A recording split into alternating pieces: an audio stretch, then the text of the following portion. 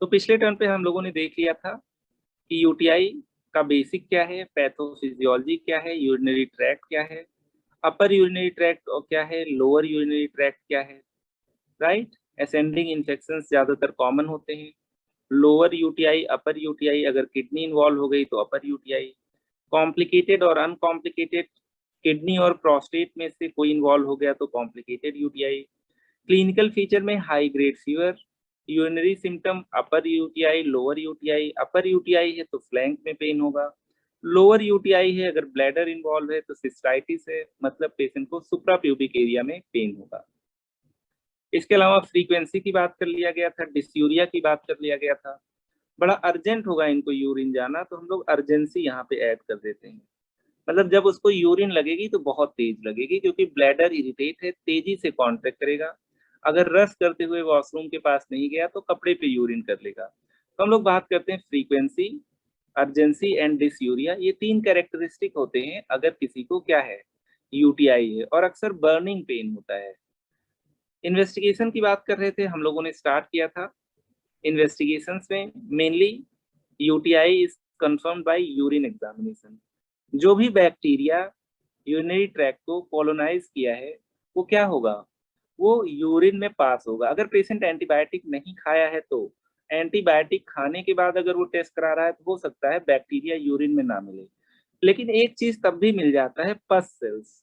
तो presence of pus cell in urine indicates UTI.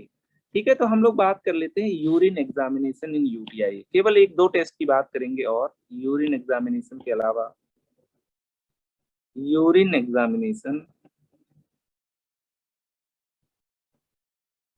In UTI. हम लोग जब भी यूरिन एग्जामिनेशन की बात करते हैं तो इसको दो पार्ट में डिवाइड कर देते हैं, एक रूटीन एंड माइक्रोस्कोपी और दूसरा हमारे पास क्या हो जाता है, दूसरा हमारे पास हो जाता है कल्चर एंड सेंसिटिविटी। ताकि जो भी बैक्टीरिया हो यहाँ पे हमें पता चल जाए कि किसी पर्टिकुलर ड्रग से सेंसिटिव है और वही ड्रग दें, अगर किसी से रेजिस्टेंट है तो ना दें, ताकि पेशेंट में अनकॉम्प्लिकेटेड यूटीआई भी कॉम्प्लिकेटेड ना हो जाए और जो भी यूटीआई हो जल्दी पेशेंट रिकवर हो। हम लोग यहाँ पे कहते हैं दो पार्ट हैं इनके। पहला है routine and microscopy, routine examination and microscopy, right. और दूसरी चीज हमारे पास यहाँ पे हो जाती है culture and sensitivity, culture and sensitivity. ठीक है, ये दो टेस्ट होते हैं यूरिन में अगर हम लोग कंप्लीट टेस्ट की बात करें। यहाँ पे रूटीन माइक्रोस्कोपी को हम लोग कुछ इस तरीके से लिख देते हैं, urine routine examination and microscopy. दूसरी तरफ हम लोग कर देते हैं urine culture and sensitivity, culture and sensitivity, इस तरीके से रिप्रेजेंट करते हैं। अगर हम लोग रूटीन एंड माइक्रोस्कोपी की बात करें तो हम लोग इसमें ये देख लेते हैं कि यूरिन में पस सेल कितने हैं, यूरिन में ग्लूकोज का तो लॉस नहीं हो रहा है, यूरिन में आरबीसी का तो लॉस नहीं हो रहा है, यूरिन में प्रोटीन का तो लॉस नहीं हो रहा है, जैसे हम लोगों ने नेफ्रोटिक और नेफ्रिटिक सिंड्रोम में देखा था।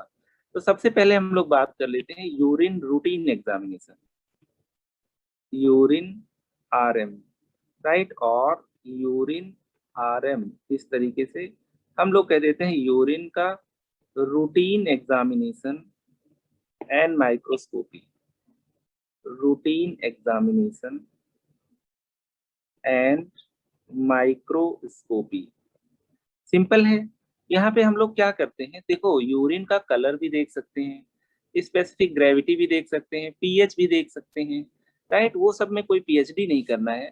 यहाँ पे हम लोग क्या कहते हैं, लुक फॉर, मेनली क्योंकि यूटीआई पढ़ रहे हैं, पस sales, right, look for RBCs, urine की बात कर रहे हैं है ना। इन यूरिन पस सेल देख लेंगे, आरबीसी देख लेंगे, प्रोटीन्स देख लेंगे और ग्लूकोज देख लेंगे। मेनली इतने सारे चीज हम लोग रूटीन एग्जामिनेशन और माइक्रोस्कोपी में देखते हैं, राइट। माइक्रोस्कोप ले लिया तो यूरिन से क्या बनाया, स्लाइड बनाया, राइट, माइक्रोस्कोप, और देख लिया। बाकी यहाँ पे बायोकेमिस्ट्री कर लिया और पता चल गया कि उसमें कितना ग्लूकोज आया है, कितना वहाँ पे प्रोटीन है, कीटोन बॉडीज वगैरह भी बहुत सारी चीजें और भी चेक कर सकते हैं लेकिन वो अपने रेलेवेंस का नहीं है। हम लोग कहते हैं पस सेल और आरबीसी। अगर हम लोग यूटीआई की बात करें, फॉर यूटीआई पस sales must be high in urine sample. ठीक है, अभी बात करेंगे यूरिन सैंपल कैसे। तो हम लोग कहते हैं जब भी पस सेल देते हैं माइक्रोस्कोप से, नॉर्मली पस सेल नॉर्मली लेस देन 5 पर हाई पावर फील्ड, एचपीएफ के फॉर्म में होता है वो, जब माइक्रोस्कोप से देखते हैं हाई पावर फील्ड। सिंपल है। तो हम लोग कहते हैं नॉर्मली यूरिन में पस सेल या तो बिल्कुल ना हो या तो लेस देन 5 पर हाई पावर फील्ड हो। अगर किसी को यूटीआई है तो पस सेल उसमें हाई हाई होने चाहिए। कितने हाई होने चाहिए? हम लोग कह देते हैं पस sales must be greater than 5 पर हाई पावर फील्ड। यूटीआई के लिए हमारे पास क्या होता है, यूरिन में पस सेल बड़े होने चाहिए। अभी एक नॉर्मल यूटीआई की, नॉर्मल यूरिन एग्जामिनेशन की रिपोर्ट भी दिखा देंगे, right.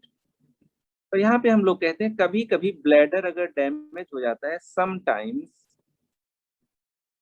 RBC also lost in urine, right. हम लोग कह देते हैं RBC must be less than 3 पर हाई पावर फील्ड। नॉर्मली 0 होना चाहिए, लेकिन ज्यादा से ज्यादा 3 पर हाई पावर फील्ड होना चाहिए।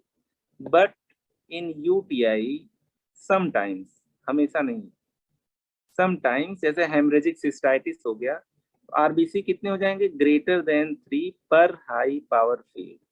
This is also suggestive of UTI. अगर किसी के यूरिन में आरबीसी आ रहा है, इसका मतलब ब्लड निकल रहा है। तो हम लोग इसी को क्या कह देते हैं, हीमेचूरिया, राइट। हम लोग इसी कह देते हैं हीमेचूरिया, हम लोग कह देते हैं red urine. Cola coloured urine भी हम लोगों ने देखा था, ठीक है, लेकिन यहाँ पे और लाल ब्लड आता है क्योंकि यहाँ पे किडनी से ना आके केवल आपके कहाँ से आ रहा है, यूरिनरी ट्रैक्ट से आ रहा है, ब्लैडर से अक्सर आता है। यहाँ पे हम लोगों ने दो चीजों पे फोकस किया, एक तो आपका पस्सेल ज्यादा हो गया, प्लस माइनस हम लोग कह देते हैं यूरिन में आरबीसी भी ज्यादा हो गया। जब भी माइक्रोस्कोपिक एग्जामिनेशन करते हैं तो उसमें कुछ फील्ड एरियाज होते हैं, ठीक है। तो हम लोग कह देते हैं हाई पावर फील्ड में, एक हाई पावर फील्ड में कितने पस सेल हैं या कितने आपके क्या चीजें हैं, आरबीसी। हो सकता है किडनी डैमेज हो, प्रोटीन भी निकल रहा हो, ग्लूकोज भी निकल रहा हो, लेकिन प्रोटीन का निकलना और ग्लूकोज का निकलना यूटीआई नहीं बताते, वो किडनी डैमेज को बताते हैं। हम लोग डायग्नोसिस किसकी बनाने जा रहे हैं, यूटीआई की। आइए यहाँ पे एक डायग्राम देख लेते हैं किस तरीके से यूरिन एग्जामिनेशन किया जाता है, उसके क्या क्या कंपोनेंट्स हुआ करते हैं और हमें किन किन चीजों पे फोकस करना है, राइट। दो इन्वेस्टिगेशंस ले लेते हैं। जब हम लोग यूरिन एनालिसिस करते हैं, यूरिन एग्जामिनेशन करते हैं,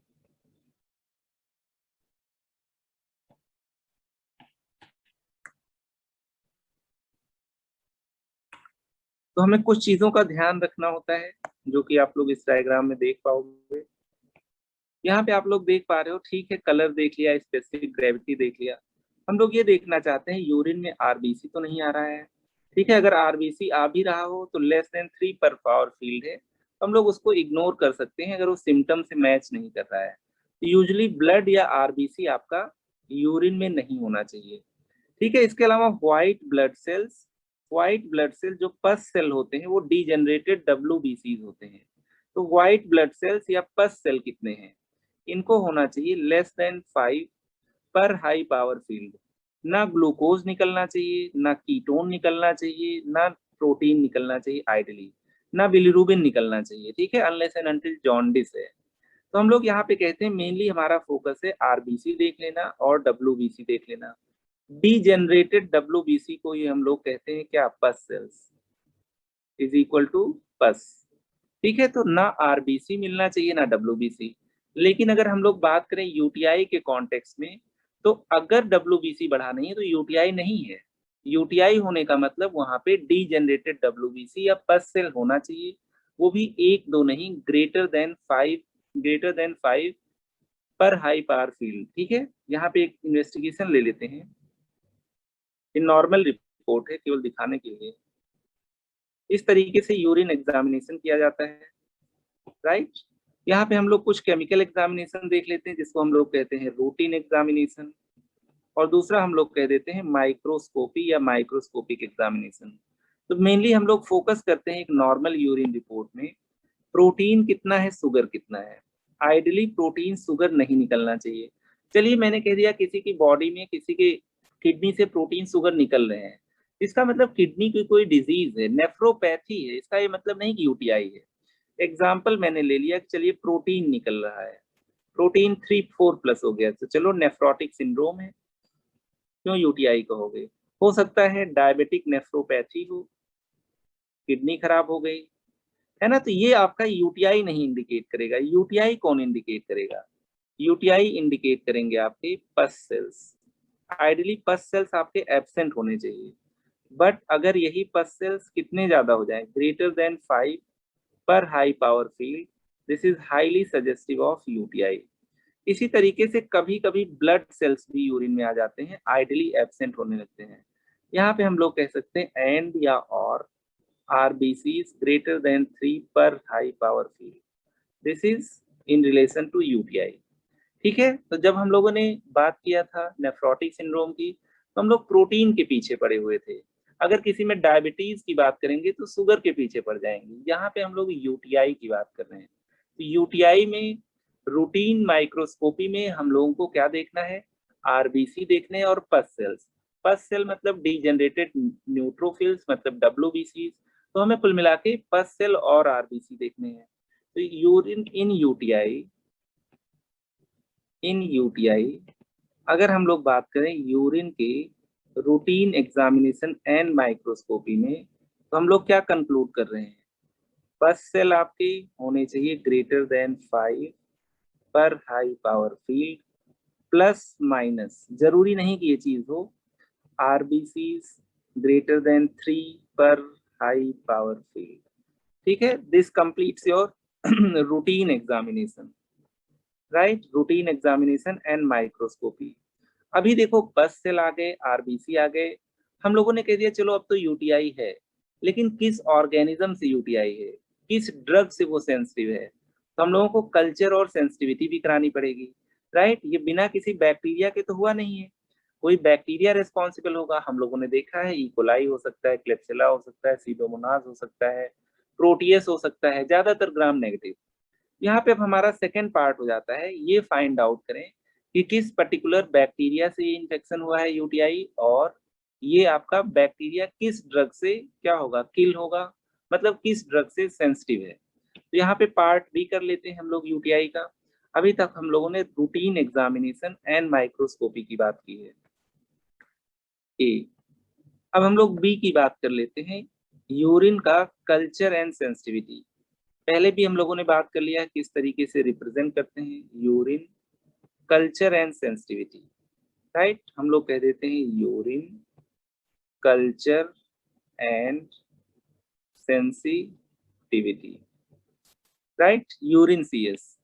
यहाँ पे हम लोग क्या करेंगे, मान लीजिए एक वायल है, ठीक है, इसमें जो कुछ भी यूरिन कलेक्टेड है, इसको किसी यूरिन में क्या होगा, कुछ ना कुछ बैक्टीरिया होगा, इसको किसी ना किसी कल्चर मीडियम में डाल देंगे और ग्रो कराने की कोशिश करेंगे, राइट। कल्चर मीडियम में पर्टिकुलर बैक्टीरिया ग्रो होगा, इसकी कॉलोनी बन जाएंगी। मान लीजिए हमें ग्रोथ मिल गया, यहाँ पे हमें क्या मिल जाते हैं, कॉलोनी फॉर्मेशन मिल जाता है, बैक्टीरिया की कॉलोनी फॉर्म हो जाती है, कॉलोनी फॉर्मेशन।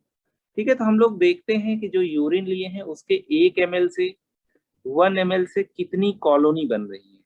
अगर यहाँ पे बैक्टीरिया ज्यादा होगा तो बैक्टीरिया से ज्यादा कॉलोनी बनेंगी। तो कुल मिला के कल्चर सेंसिटिविटी में हम लोग चाहते हैं जो भी बैक्टीरिया इस यूरिन में आया है उसको 3-4 कल्चर मीडियम में ग्रो कराएं।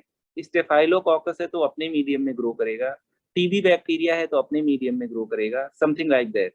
यहाँ पे हम लोग ग्रोथ, अब यहाँ पे जो कॉलोनी फॉर्मेशन हुआ है इसी में कोई ड्रग डाल दो। मान लीजिए मैंने इसी में डाल दिया ड्रग सेफ्ट्राइक्सोन, सेफ्ट्राइक्सोन मतलब सिफेलोस्पोरिन। अब कॉलोनी क्या हो गई, कॉलोनी आपकी डैमेज हो गई, कॉलोनी डैमेज। इसका मतलब बैक्टीरिया की क्या हो गई, बैक्टीरियल किलिंग हो गई। देयरफॉर दिस बैक्टीरिया, मान लीजिए मैंने कॉलोनी बना दिया ई कोलाई का, तो हम लोग कह देते हैं E coli sensitive to ceftriaxone.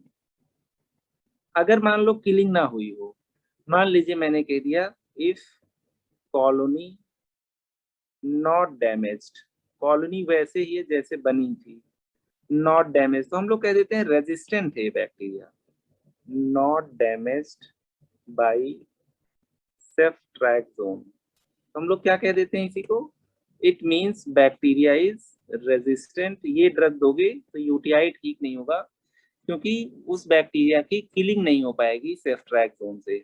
यहाँ पे हम लोग कहते हैं पस सेल मिल गया, यूटीआई तो है, यूटीआई किस बैक्टीरिया से है, तो हम लोग कल्चर करा के देखेंगे, 10 कल्चर मीडियम में डालेंगे तो जो बैक्टीरिया होगा वो अपने कल्चर मीडियम में ग्रो कर जाएगा, राइट। अब वहां पे हम लोग देखेंगे कि अब ये जो कल्चर मीडियम में कॉलोनी बन गई है, इस कॉलोनी को हम लोग डिस्ट्रॉय कैसे कर सकते हैं, कौन सी ड्रग दें कि पेशेंट की बॉडी में ये बैक्टीरिया किल हो जाए। तो हम लोग इसी को कहते हैं ड्रग सेंसिटिविटी, राइट। तो यहाँ पे हम लोग बात कर लेते हैं urine culture and sensitivity. Culture में हमें पता चल जाएगा कौन सा टाइप ऑफ बैक्टीरिया है, विच बैक्टीरिया, बैक्टीरिया का नाम पता चल जाएगा, और सेंसिटिविटी में हमें पता चल जाएगा drug which is sensitive and resistant, right. तो जाहिर सी बात है हम लोग जो दवा देंगे वो सेंसिटिव वाली दवा देंगे, और जो बैक्टीरिया होगा हमें पता होगा कि अगर किसी को टीबी है तो ये दवा देना है, राइट। ई कोलाई है तो ये दवा काम आएगी। तो यूरिन का जो कल्चर एंड सेंसिटिविटी होता है ये तब अक्सर काम में आता है जब मान लो किसी पेशेंट में यूटीआई का आपने एम्पायरिकल थेरेपी ऐड कर दिया, मतलब आया आपने कह दिया चलो सेफ्ट्रैक्सोन स्टार्ट कर दो, पेशेंट इंप्रूव नहीं हो रहा है, 2-3 दिन लग जाते हैं कल्चर कराने में, अगर कल्चर में कोई और बैक्टीरिया आया, किसी और ड्रग से सेंसिटिव है जो आप नहीं दे रहे हो तो ट्रीटमेंट चेंज कर दो। लेकिन अगर पेशेंट इंप्रूव कर रहा है, इररेस्पेक्टिव कल्चर में क्या आया है क्या नहीं आया है, you need not to change your antibiotics. आइए यहाँ पे देखते हैं किस तरीके से हम लोग सॉरी यूरिन लेते हैं, सैंपल लेते हैं, फिर आगे बात करते हैं, क्योंकि जब सैंपल लेंगे डिफरेंट तरीके से तो चेंज हो जाता है। यहाँ पे आप लोग देख पा रहे हो, अगर कोई बड़ा बच्चा है या हम तुम हैं तो अपना सैंपल खुद कलेक्ट कर लेंगे, समथिंग लाइक दिस। अक्सर हम लोग अर्ली मॉर्निंग का मिड स्ट्रीम सैंपल लेते हैं, राइट। ये तो आपका कन्वेंशनल मेथड हो गया जो सबसे ऊपर है, कन्वेंशनल मेथड। हम लोगों ने कह दिया यहाँ पे मिड स्ट्रीम यूरिन ले लिया,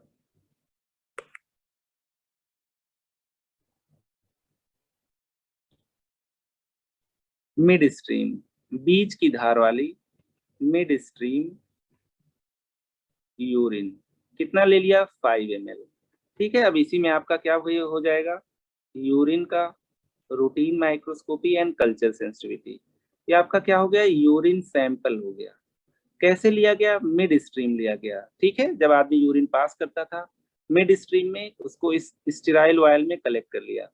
बच्चा है कहाँ से मिड स्ट्रीम पता चलेगा उसको, तो यहाँ पे हम लोग क्या करते हैं, ये फॉलीज कैथेटर आप लोग देख पा रहे हो, फॉलीज कैथेटर को हम लोग क्या करते हैं, यूरेथ्रा को कैथेटराइज कर देते हैं, इसको ब्लैडर तक भेज देते हैं। ये आपका यूरो बैग है, ठीक है, यहाँ पे कलेक्ट है, बैग से नहीं निकालेंगे हम लोग, यहाँ से इस पाइप से क्या करेंगे 5 ml यूरिन निकाल लेंगे, ठीक है। तो हमें कभी कभी ब्लैडर को कैथेटराइज करना पड़ता है, मतलब हम लोगों को ब्लैडर के पास एक कैथेटर भेजना पड़ता है जिसको हम लोग कहते हैं फॉलीज कैथेटर, राइट। तो पहला हम लोगों ने देख लिया mid stream sample, mid stream sample, जाहिर सी बात है मिड स्ट्रीम सैंपल में बैक्टीरिया एक्स्ट्रा आने के चांसेस ज्यादा हैं। दूसरा हम लोगों ने कह दिया बाई कैथेटराइजेशन, कैथेटराइजेशन, और कौन सा कैथेटर यूज करते हैं, follies catheter, right, follies catheter. तीसरा होता है हमारा सुप्राप्यूबिक एस्पिरेशन, सुप्राप्यूबिक एस्पिरेशन। जब सुप्रा प्यूबिक एस्पिरेशन की बात करते हैं, बहुत छोटा बच्चा होगा तो हम लोग सुप्रा प्यूबिक एस्पिरेशन से ले लेते हैं। इसमें जरा भी बैक्टीरियल कंटामिनेशन के चांस नहीं होते हैं। Something like this. कभी कभी अल्ट्रासाउंड गाइडेड भी करते हैं ताकि किसी ऑर्गन को पंक्चर ना कर दें। This is supra pubic aspiration, right?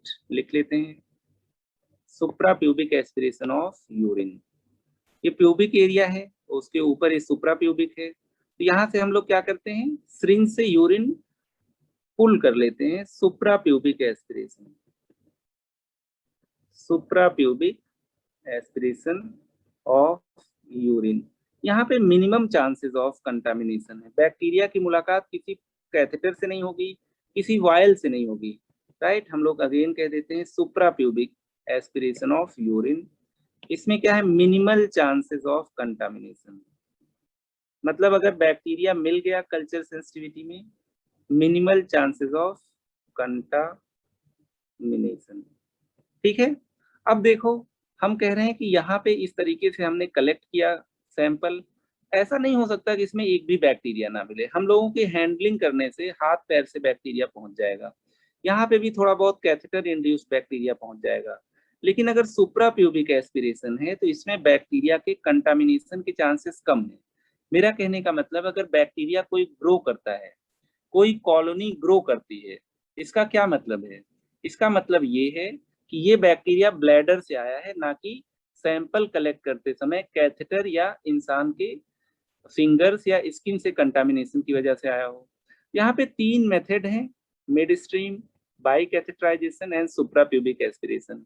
किसी भी तरीके से ले सकते हैं, लेकिन अगर बच्चा कलेक्ट कर सकता है तो हमें कैथेटराइज या सुप्रा प्यूबिक एस्पिरेशन नहीं करना होता। जैसे हम आप सैंपल दे देते हैं, वैसे वो भी दे सकते हैं। ठीक है, तो हम लोग देख लिए हैं किस तरीके से यूरिन रूटीन माइक्रोस्कोपी करेंगे, क्या क्या चीज देखेंगे। मेनली हम लोग देखेंगे pus cell plus minus RBCs. Culture sensitivity में हम लोग इसको कल्चर के लिए लगा देंगे, राइट? कोई पर्टिकुलर बैक्टीरिया किसी पर्टिकुलर कल्चर में ग्रो करेगा तो हम लोग समझ जाएंगे, चलो ये तो इकोलाई है, कॉलोनी भी पहचान जाएंगे। फिर ये देखना होगा कि किस ड्रग से सेंसिटिव है, तो हम लोग ड्रग सेंसिटिविटी टेस्ट करते हैं। उसी कॉलोनी में कोई ना कोई ड्रग डाल देते हैं। अगर बैक्टीरिया किल हो जाता है तो सेंसिटिव है, अदरवाइज रेजिस्टेंट है, राइट? जो सेंसिटिव होगा वही ड्रग हम लोग प्रेफर करेंगे। तो कल्चर सेंसिटिविटी, राइट, बैक्टीरिया का आइडेंटिफिकेशन हो गया और सेंसिटिविटी और रेजिस्टेंस का पता चल गया। मिड स्ट्रीम सैंपल, कैथेटराइजेशन और इसके अलावा सुप्रा प्यूबिक एस्पिरेशन। क्यों ये बताना पड़ रहा है? एक तो चलो ठीक है, इन तीनों तरीके से आप लोग निकालते हो। हम लोग कहते हैं जब कल्चर देखते हैं, कल्चर में हम लोग काउंट करते हैं कितने CFU हैं, मतलब colony forming units, right? Colony forming units. हम लोग कहते हैं कॉलोनी फॉर्मिंग यूनिट्स जितना ज्यादा बन जाएंगे उतना ज्यादा बैक्टीरिया है, उतना ज्यादा सीवियर इन्फेक्शन है। अब यहाँ पे number of significant colony forming units in urine culture sensitivity. अब देखो, 3 तरीके से यूरिन लिए थे तो कंटामिनेशन के चांसेस सबसे ज्यादा थे जब मिड स्ट्रीम सैंपल लिया गया था। यहाँ पे लिख लेते हैं, अगर मिड स्ट्रीम सैंपल है, मिड स्ट्रीम सैंपल, तो कितना होना चाहिए? Colony forming units greater than 10⁵ पर ml। मतलब इतनी कॉलोनी बन जाए तब जाके हम लोग कहेंगे कि सिग्निफिकेंट बैक्टीरिया है और यूटीआई हो सकता है, right? Significant colony forming units for UTI. दूसरी चीज हम लोग कह देते हैं, अगर मान लो कैथेटर सैंपल है, फॉलीज कैथेटर इंट्रोड्यूस करके सैंपल लिया था, तो हम लोग कह देते हैं सिग्निफिकेंट जो कॉलोनी फॉर्मिंग यूनिट होते हैं 10⁻³ पर ml।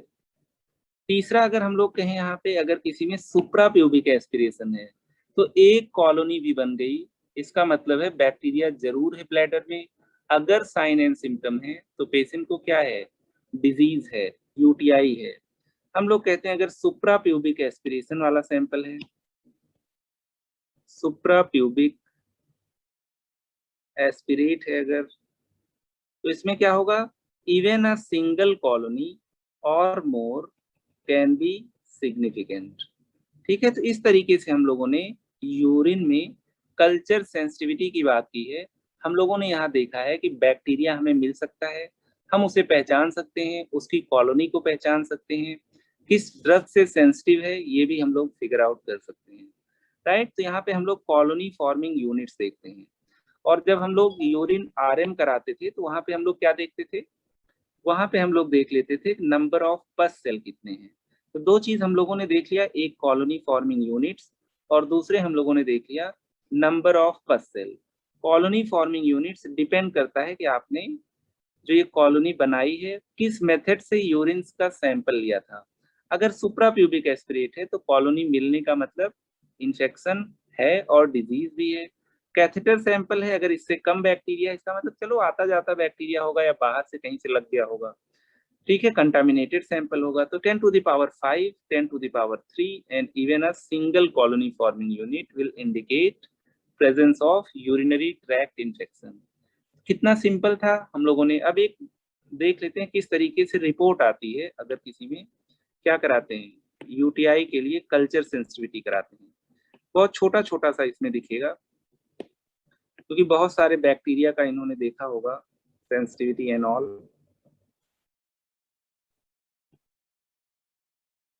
राइट। तो यहाँ पे आप लोग देख पा रहे हो ये आपका किसी का यूरिन कल्चर सेंसिटिविटी टेस्ट है, यूरिन सीएस टेस्ट। यहाँ पे आप लोग देख पा रहे हो ये कल्चर पॉजिटिव है, ठीक है, कल्चर पॉजिटिव है। और यहाँ पे ई कोलाई आप लोगों को दिख भी रहा है और जूम कर देते हैं ई कोलाई। यहाँ हमें पता चल गया कि इस सैंपल में बैक्टीरिया है। अब ये बैक्टीरिया कितना है, यहाँ पे देखो 10 to the power 5 colony forming units. अगर इससे ज्यादा आ गए मतलब ये सिग्निफिकेंट है। अब हम लोगों ने देख लिया इसी में एमिकासिन डाला, एम्पिसिलिन डाला, जेंटामाइसिन डाला, इमीपेनम डाला, नाइट्रोफेरेंटोइन एक आपका यूटीआई की दवा है, ज्यादातर बड़ों को देते हैं बच्चों को देते नहीं। तो कौन सी ड्रग से सेंसिटिव है, तो यहाँ पे हम लोग क्या कर लेते हैं सेंसिटिविटी एंड रेजिस्टेंस चेक कर लेते हैं। जिससे भी बैक्टीरिया सेंसिटिव होता है वही ड्रग हम लोग आगे चल के देते हैं, राइट। यहाँ पे आप लोग देख पा रहे हो ये 3 ड्रग से रेजिस्टेंट है, इतने ड्रग से सेंसिटिव है, मतलब ये सारी ड्रग्स हम लोग दे सकते हैं। तो number of colony forming units देख लेते हैं और देख लेते हैं कि किस ड्रग से सेंसिटिव है, किससे रेजिस्टेंट है। एक और डायग्राम पिक कर लेते हैं। यहाँ पे इसमें अक्सर सेंसिटिविटी और रेजिस्टेंस को एस और आर से रिप्रेजेंट कर देते हैं, ठीक है। जैसे ये वाला है, आई थिंक ये भी वही है, ठीक है। तो यहाँ पे भी हम लोग कह देते हैं पेशेंट में क्या हो गया, ई कोलाई का इंफेक्शन हो गया है, ठीक है। और कुछ ड्रग से सेंसिटिव है, कुछ से आपका रेजिस्टेंस है, रेजिस्टेंट है। तो हम लोग यहाँ से एस का मतलब है कि सेंसिटिविटी की बात कर रहे हैं, मतलब ये ड्रग आप लोग दोगे। आर का मतलब है रेजिस्टेंट है, ये ड्रग आप लोग नहीं दोगे, ठीक है। तो हम लोगों ने बात कर लिया है यूटीआई की, हम लोगों ने किस चीज की बात कर ली है, कल्चर और सेंसिटिविटी की। कितना सिंपल है, मुझे नहीं लगता इसमें कोई प्रॉब्लम होगा, ठीक है। अब आइए हम लोग बात कर लेते हैं ट्रीटमेंट की, कैसे ट्रीट करेंगे किसी बच्चे को यूटीआई है। तो शुरू से हम लोग डिवाइड कर लिए हैं कॉम्प्लिकेटेड और अनकॉम्प्लिकेटेड यूटीआई। कॉम्प्लिकेटेड का मतलब प्रोस्टेट ग्लैंड अगर मेल है और प्लस माइनस किडनी, ठीक है, दोनों में से दोनों हो गए या एक ऑर्गन हो गया, अदरवाइज ये अनकॉम्प्लिकेटेड है। तो ट्रीटमेंट ऑफ यूटीआई हम लोग इसी बेसिस पे करते हैं, ट्रीटमेंट ऑफ यूटीआई हम लोगों ने डिवाइड कर रखा था complicated and uncomplicated, right. Complicated UTI, uncomplicated UTI.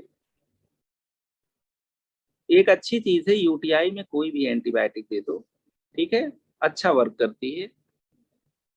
Complicated और अनकॉम्प्लिकेटेड यूटीआई, कॉम्प्लिकेटेड यूटीआई में हम लोग कह देते हैं किडनी इन्वॉल्व हो गए, मतलब अपर यूटीआई हो गया, हम लोगों ने पहले भी बात किया था। प्लस माइनस क्या हो गया, प्रोस्टेट ग्लैंड हो गया, प्रोस्टेट ग्लैंड का इन्वॉल्वमेंट हो गया, ये आपका क्या हो गया कॉम्प्लिकेटेड यूटीआई। यहाँ पे हम लोग देंगे इंट्रावीनस एंटीबायोटिक्स, एटलीस्ट शुरू में तो देंगे ही इंट्रावीनस एंटीबायोटिक्स।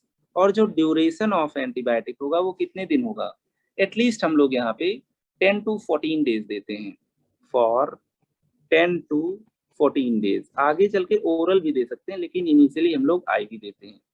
अगर हम लोग अनकॉम्प्लिकेटेड यूटीआई की बात करें तो यहाँ पे क्या हो गया, पेशेंट को चाहे सिस्टाइटिस हो प्लस माइनस आपका यूरेथ्राइटिस हो, सिस्टाइटिस एंड यूरेथ्राइटिस,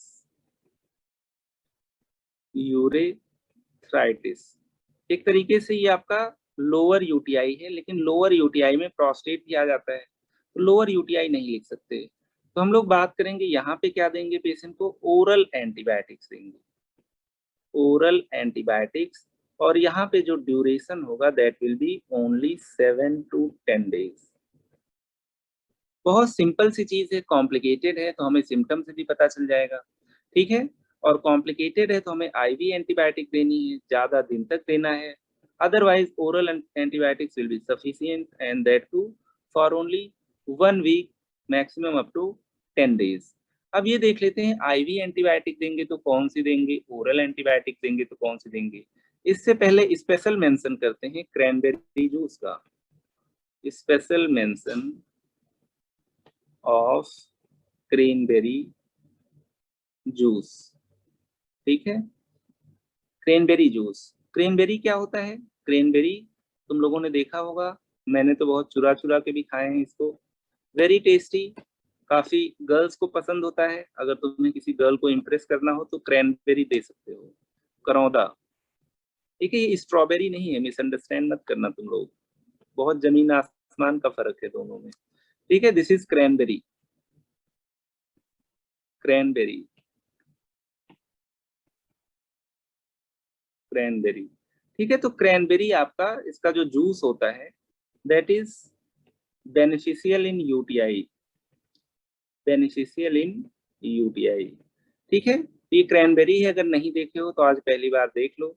इसके सिरप्स आते हैं, इसके जूस के सिरप्स आते हैं, और थोड़ा सा हम लोग यूरिन को एल्कलाइज कर देते हैं ताकि बैक्टीरिया चिपक ना पाए ब्लैडर से, राइट। ये क्रैनबेरी जूस का प्रिपरेशन है, ठीक है। साइटल यूटीआई, इसमें आपका कुछ आपका एल्कली होता है प्लस क्रैनबेरी होता है, ठीक है।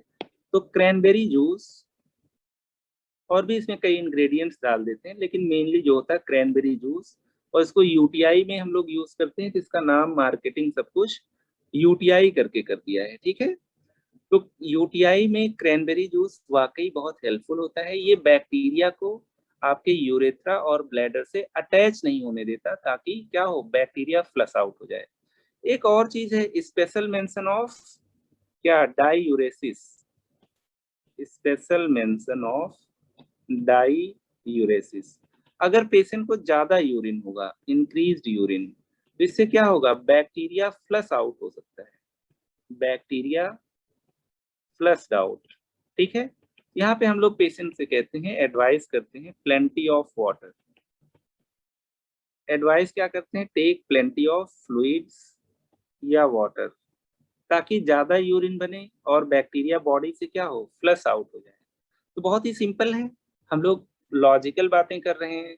ज्यादा यूरिन होगा, फ्लो ज्यादा होगा, ज्यादा तेज फ्लो होगा, बार बार फ्लो होगा, तो कुछ न कुछ बैक्टीरिया की क्लियरिंग होती रहेगी, बर्डन कम होगा, राइट, डिजीज सीवियरिटी कम होगी, है ना, पेशेंट जल्दी रिकवर करेगा। तो ये दो चीज आपके इंपॉर्टेंट हैं, एक तो क्रैनबेरी जूस और दूसरा आपका प्लेंटी ऑफ फ्लूइड्स, ठीक है। अगर पेशेंट नहीं खा पी रहा होता तो हम लोग बोतल खूब लगाते हैं ताकि डायूरेसिस हो जाए।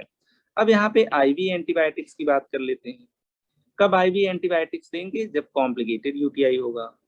आईवी एंटीबायोटिक्स, जब कोई एंटीबायोटिक समझ में ना आए तो एक एंटीबायोटिक आपका ड्रग ऑफ चॉइस हो जाता है, ठीक है। हम लोग कह देते हैं, बहुत बार इसको पढ़ेंगे, इंजेक्शन सेफ्ट्रैक्सोन, राइट। सिफेलोस्पोरिन है, थर्ड जनरेशन सिफेलोस्पोरिन है, जोन नाम से या मोनोसेफ नाम से पूरे इंडिया में, ठीक है। बड़ी सस्ती सी एंटीबायोटिक है, at the rate 100 milligram per kg per day, ठीक है। 2 डिवाइडेड डोजेज में देते हैं, बीडी डोजेज में, ठीक है। तो हमारे पास जो बेस्ट ड्रग है, जो सबसे ज्यादा ब्रॉड स्पेक्ट्रम की ड्रग है, दैट इज सेफ्ट्रैक्सोन। एक ड्रग और यहाँ पे काफी कॉमनली इसके साथ यूज कर लेते हैं, इंजेक्शन एमिकासिन। तो हम लोग सेफ्ट्रैक्सोन और एमिका स्टार्ट कर देते हैं, दोनों एंटीबायोटिक्स एक साथ दिए जाएं तो ज्यादा इफेक्टिव हैं। इंजेक्शन मीका नाम से आता है, ठीक है। तो यहाँ पे इंजेक्शन एमिका है at the rate 15 milligram per kg per day. इसको हम लोग ओडी डोज में देते हैं। ठीक है, तो ये दो एंटीबायोटिक्स हैं जिनको हम लोग आईवी प्रिपरेशन में यूज करते हैं। 7 to 14 days, sorry 10 to 14 days हमें देना होता है। अगर मान लीजिए पेशेंट रिकवर कर गया है, ठीक ठाक है, तो सिफिक्सिम पे, ओरल एंटीबायोटिक पे हम लोग पेशेंट की छुट्टी कर सकते हैं। ओरल एंटीबायोटिक्स की बात कर लेते हैं। ओरल एंटीबायोटिक्स, ओरल एंटीबायोटिक्स में सिफिक्सिम का भाई आ गया टैबलेट, सॉरी सेफ्ट्राक्सोन का भाई आ गया टैबलेट सिफिक्सिम, राइट। टैबलेट सिफिक्सिम भी आपका थर्ड जनरेशन सिफेलोस्पोरिन है। हम लोग कह देते हैं eight the rate 10 milligram per kg per day. इसको भी हम लोग बीडी डोज में देते हैं सुबह शाम। मार्केट में जिफी नाम से आता है, जिफी या टैक्सिम नाम से टैबलेट या सिरप आ सकता है। ठीक है, तो हमें यहाँ पे पेशेंट को टैबलेट सिफिक्सिम देनी है। ये टाइफॉइड के लिए भी ड्रग ऑफ चॉइस है, यहाँ भी ड्रग ऑफ चॉइस है। इसके पहले हम लोगों ने बात किया था ज्यादातर ग्राम नेगेटिव बैक्टीरिया होते हैं। ठीक है, तो यहाँ पे सिप्रोफ्लॉक्सासिन, ओफ्लॉक्सासिन मतलब फ्लोरोक्विनोलोन्स बहुत अच्छे काम करते हैं। हम लोग कहते हैं यूज ऑफ फ्लोरोक्विनोलोन्स,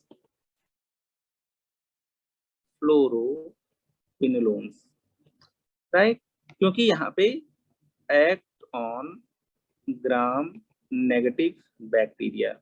तो हम लोग एक सिफिक्सिम दे देते हैं, एक फ्लोरोक्विनोलोन दे देते हैं। यहाँ पे एग्जाम्पल मैंने दे दिया पेशेंट को सिप्रोफ्लॉक्सासिन, सिप्रोफ्लॉक्सासिन टैबलेट या सिरप सिप्लॉक्स, सिप्लॉक्स नाम से आती है at the rate 20 milligram per kg per day BD dose में। इसी तरीके से आपके पास टैबलेट या सिरप ओफ्लॉक्सासिन आता है, ओफ्लॉक्सासिन, राइट। मैंने कह दिया सिरप आ गया, चलिए यहाँ पे ओफ्लॉक्स कितना दे देंगे एट द रेट 20, 10 to 20 होता है लेकिन ठीक है 20 milligram per kg per day, again BD dose में। तो ट्रीटमेंट में तो कुछ है ही नहीं, एंटीबायोटिक आपको देनी है भर भर के। आईवी है तो सेफ्ट्राक्सोन और एमिका दे दिया। ठीक है, ओरल देना है तो एक फ्लोरोक्विनोलोन ले लिया, एक आपका सेफेलोस्पोरिन ले लिया। क्रैनबेरी जूस दे दिया, प्लेंटी ऑफ वाटर दे दिया। कल्चर सेंसिटिविटी की बात हम लोगों ने काफी डिटेल में करी ली है।